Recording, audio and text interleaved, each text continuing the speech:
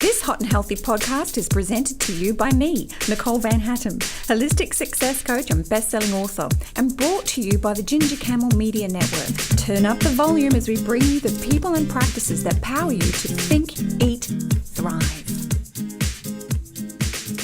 Welcome to another episode of Hot and Healthy, and on today's show, in the hot seat, we have Dr Maral Yazdandoost, who is a naturopathic doctor, and she has her own personal story to share about anxiety disorder and how that has brought her to her new understanding and how she's showing up in the world and serving her clients.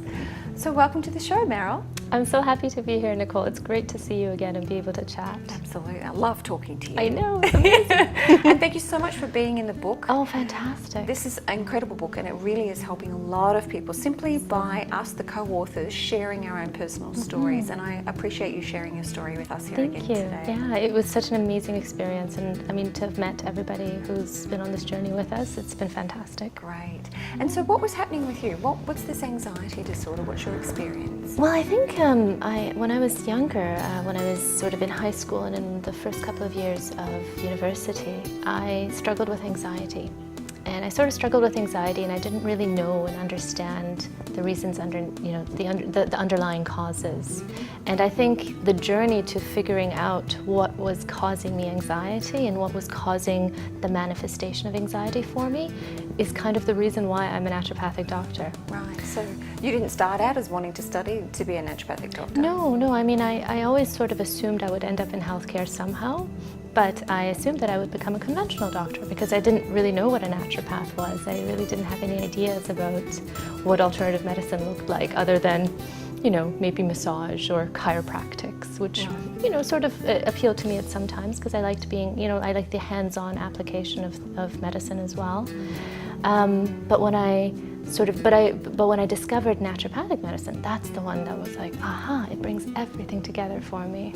Okay, so you started out studying, not traditional, but contemporary. Pre-med. Let's call it pre-med, because that's I'm Canadian, so in Canada and the US we have sort of health science or sort of pre-med studies where you sort of take all of your prerequisites for medical school.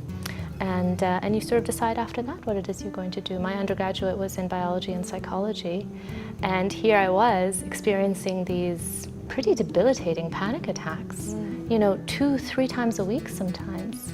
And I couldn't figure out what it was. I couldn't figure out why it was happening to me. And I would go to my student health center, and they'd be like, and I would tell them, I've got these crazy panic attacks where I can't leave my room, or where I feel like I can't breathe, or where I start trembling and shaking, and I don't know what to do. Is there some way that I could get some counseling or some sort of evaluation to find out what's happening? And for as many times as I went, the answer that I always got was, oh, you're just in first year university. Of course you're anxious. Of course you're going to be nervous about things. And yeah, here's some antidepressants. You'll be fine. That was that was the cure-all for it. Not how do you manage your stress or how do you unwind or? No, not at all. Okay. Yeah. And the interesting thing was, I did have a lot of stress coping mechanisms. I had a great circle of friends. We all exercised together. We were very active. We partied together. We studied together. I felt very much supported and loved by my circle of friends, and they certainly could see what was happening, and they were very, very concerned as well. And yet my concerns, whenever I went to the health center, were more or less dismissed. Especially when I added in the fact that, I think I'm also gaining weight.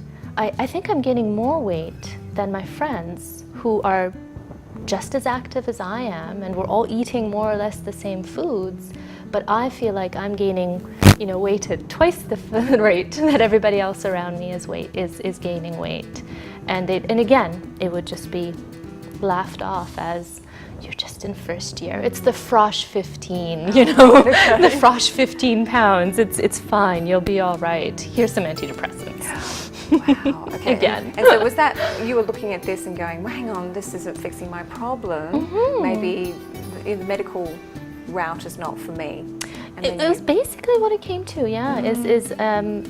Things kind of came to a head. I had a really serious attack, a really serious panic attack, where I started convulsing and I lost consciousness. And I was with my friend, we were watching a movie in her dorm room, and she actually ended up having to call the campus health services because she said, you lost consciousness, I didn't know what to do. And so when I came to, they were administering oxygen, and I kind of looked around me, and here's my friends freaking out, because I'm in such a bad state. There's all these curious onlookers, and here's campus health saying, well, what did you take? What did you do? Have you been drinking? And it was sort of like, no, and no. Something is wrong. Something is definitely inherently beyond my control, and I need to figure out what it was. And it was sort of, that was the turning point for me, where I was like, okay, well, I don't want to take antidepressants because I know this isn't depression. I have a great circle of friends. I find joy in so many things. I'm not depressed. This is deeper. And how did you discover it was anxiety disorder, and what did you do about it? Like I said, I was lucky enough, I was in biology and psychology, so I was researching for one of my psychology papers, actually. I think it was second year university at this point. And I was just on the computer researching late one night, and I came across a set of symptoms that were just so familiar. It was sort of like somebody was taking one of my panic attacks and just putting it right there on the screen. Elevated heart rate, shortness of breath, difficulty breathing, and an internal trembling. Right. Internal trembling, like uncontrollable shaking, and sometimes culminating in loss of consciousness. Wow. And it was like, that was exactly what I was going through. And the reasoning behind it, the underlying cause for these sets of symptoms, as it was explained to me in this paper that I was reading, was hypoglycemia, which is low blood sugar. Okay. So severe hypoglycemia or reactive hypoglycemia. And then what steps did you take to rectify? Well, that's where everything just sort of clicked for me. I realized, I've come from a strong line of people with diabetes. So I knew that from an early age, I kind of already monitored myself and realized that, if I had like a meal that was heavy in carbohydrates, like if I had a heavy pasta meal or rice dish or something like that, within 20 minutes, I didn't really feel well. So I instinctively sort of kept away from them, right? I also realized that being in school and being really super busy, I didn't always have the best eating habits. And I started to notice that, those days during which I didn't really eat properly, or I hadn't really slept because I had to stay up and study, that's when I would have a panic attack. And it all sort of kind of started making sense. All of these connections started to come together. All this time I had been saying, I have some sort of panic disorder, I have some sort of anxiety disorder, I need counseling. But it wasn't really in my mind, it was my body trying to tell me that there's something wrong physiologically with my biochemistry. It was my blood sugar telling me that, going into sort of an alarm mode.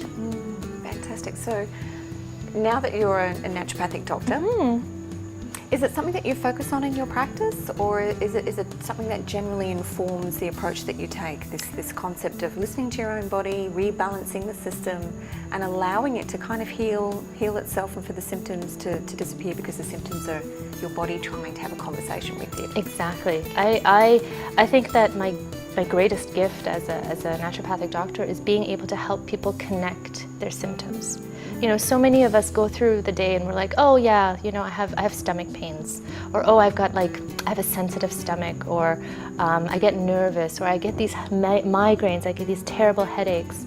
And all of these different symptoms seem very disjointed and seem very disconnected.